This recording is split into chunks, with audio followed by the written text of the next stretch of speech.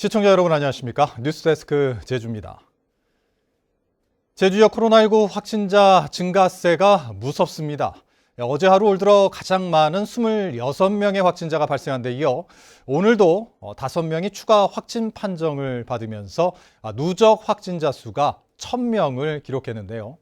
제주 시내 한 술집에서 새로운 집단 감염이 확인되면서 방역당국이 사회적 거리 두기 격상을 검토하고 있습니다. 김항석 기자가 보도합니다. 젊은 층이 주로 찾는 제주 시내 한 술집.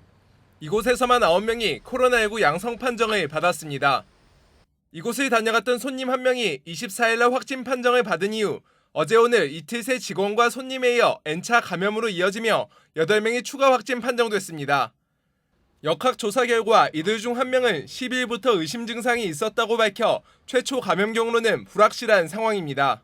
오늘 이것만으로 사람들도 안 지나가요. 불안 안 했었는데 굴레 들어서 좀 불안해요. 그거는 솔직히 말해서. 방역당국은 이곳을 새로운 집단 감염원으로 분류하고 확진 직원들이 근무한 21일부터 닷새 동안 방문자들을 대상으로 진단검사에 착수했습니다. 이 기간 제주 안심코드로 확인된 이곳의 방문자만 무려 1,000여 명. 수기명부 작성자까지 포함하면 대상자는 더 늘어날 것으로 예상되는 가운데 선별진료소에는 검사자들이 보건소 밖 인도까지 줄을 길게 늘어섰습니다. 오늘 메시지 안 걸려야 무조건 해야 될 일 아니면 안 나오는 게 맞죠. 이달 제주 지역 신규 확진자는 286명으로 올 들어 발생한 확진자의 절반을 차지하고 있습니다. 특히 70%가량이 지역 내 감염으로 영국발 변이로 확인된 대학 운동부와 가족과 직장, 지인 모임 등을 중심으로 연쇄 감염이 이어지고 있습니다. 감염 경로가 확인 안 된 확진자도 15%나 돼 지역 감염이 만연하고 있습니다. 코로나 바이러스가 지금은 이미 남의 일이 아니라 우리 가정 안에 들어와 있을 수 있다라는 생각까지도 하셔야 됩니다. 이게 어디 멀리 있는 게 아니거든요. 최근 일주일 제주 지역 하루 평균 코로나19 확진자 발생 인원은 12.57명. 제주도는 4차 대유행 우려가 현실화됐다고 보고 사회적 거리 두기를 현행 1.5단계에서 2단계로 높이는 방안에 대해 내일 오전 최종 발표할 예정입니다. MBC 뉴스 김항섭입니다. 코로나19 잔여 백신 조회와 예약 서비스 개통 첫날, 제주에서는 대기자가 몰려 잔여 물량 확인이 어려운 상황이 이어지고 있습니다. 제주도에 따르면 예약 서비스가 실시되는 포털 사이트에 제주 지역은 종일 잔여 백신이 없음을 알리는 숫자 0으로 확인돼 예약 자체가 불가능한 상황입니다. 또 접종 위탁 의료기관 145곳에는 지난주부터 전화 예약이 이어져 대기 인원 수천 명이 누적된 것으로 파악되고 있습니다. 오늘 0시 기준 제주 지역 백신 접종자는 1차 5만 1,000여 명, 2차 접종 완료자는 2만 4천여 명입니다.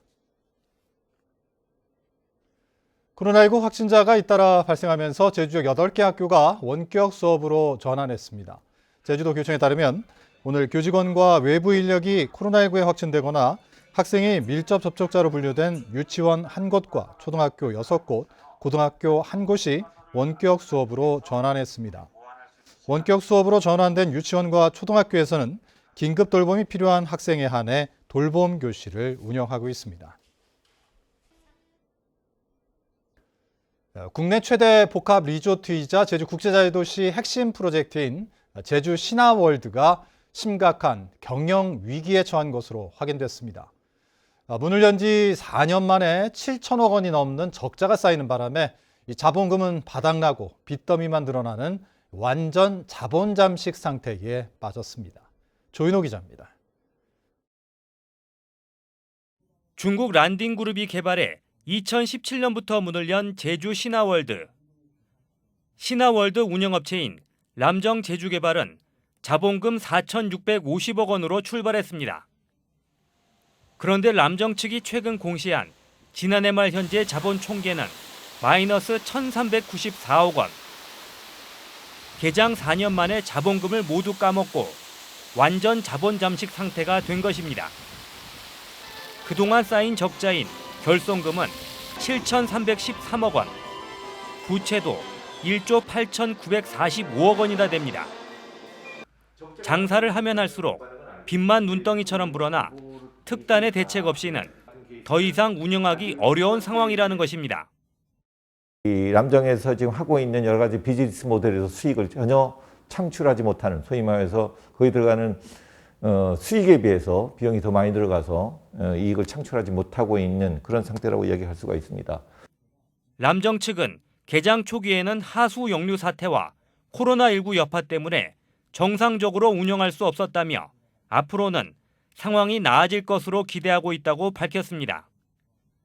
하지만 제주를 찾는 관광객 숫자에 비해 대규모 숙박시설이 너무 많이 늘어 과잉 공급된 것이 경영난의 근본적인 원인이라는 지적도 있습니다.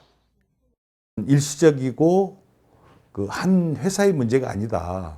우리 7대 선도 프로젝트 플러스 그다음에 20여 개 대규모 개발 사업장 전반에 대한 문제이기 때문에 저는 진짜 이거 심각하게 받아들이고 우리가 방향 전환을 해야 되지 않을까.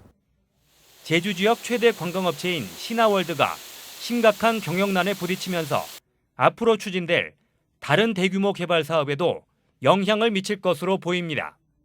MBC 뉴스 조인호입니다.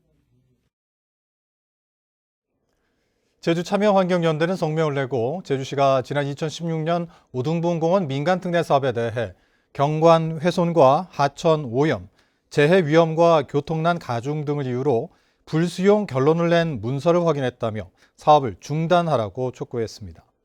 참여환경연대는 제주시가 5년 전 사전 검토를 통해 불수용을 결론 낸 사실이 확인된 만큼 제주도의회도 오등분공원 민간특례 사업에 대한 환경영향평가 동의안을 부결하라고 주장했습니다. 전국에서 처음으로 지방의원 의정활동 공개 조례 제정이 추진됩니다. 이상봉 제주도의원이 마련한 제주도의회 의원 의정활동 공개 조례 초안은 교육위원을 포함한 제주도의원은 도의원 임기 6개월이 경과한 시점부터 도의회 홈페이지를 통해 의정활동을 상시 공개하도록 했습니다. 공개 대상은 입법 성과와 예결산 심사 활동, 공약 추진 내용, 주민 소통 활동과 회의 출석률, 징계 건수와 내역 등입니다. 최근 레저 관광 수요가 높아지면서 요트나 모터보트를 댈 수 있는 마리나 시설도 늘어나고 있는데요. 서귀포시 위미항에는 준공 허가도 받지 않은 요트 계류 시설이 10년째 방치되고 있지만 서귀포시가 관리에 손을 쓰지 않아 논란이 일고 있습니다. 박성동 기자입니다. 요트 계류장 이곳저곳에 쓰레기 더미와 폐허구가 널려 있습니다. 계류시설 기둥은 페인트가 벗겨진 채 녹이 슬었고 보행로 판자는 바닥이 깨지고 울타리도 군데군데 무너져 내렸습니다. 관리되지 않고 있는 시설이지만 레저용 선박 몇 척이 정박해 있는데요. 계류장은 한쪽으로 심하게 기울어져 있어서 안전사고도 우려되고 있습니다. 흉물로 변한 시설에 관광객들도 눈살을 찌푸립니다. 이 얼마나 위미항이 아름다운 밑자가 들어가는 항인데 이 아름다운 항이 이렇게 방치가 돼버리니까 지금 이런 상황에서는 귀신 안 나오면 다행이죠. 이게 뭡니까 이게? 위미항의 한 요트 여행업체가 20선석 규모로 계류장을 조성한 것은 지난 2011년. 여러 지역에서 온 요트가 드나들며 선석 임대료를 수익으로 받고 시설을 관리해야 하지만 업체는 경영 악화로 연락이 끊겨 시공사도 10년째 공사비를 받지 못하고 있습니다. 거기에 돈을 못 받고 해서 외부의 요트들이 저희 찾아왔는데 계류장소가 적당한 데가 없다고 해서 전화 오면 그냥 저희들이 시공을 했으니까 전화 오면 쓰라고 그냥 빌려드리고 그렇게 했었죠. 마을 어촌계까지 나서 철거를 요청하고 있지만 허가를 내준 서귀포시는 사유재산이라며 나몰라라 하고 있습니다.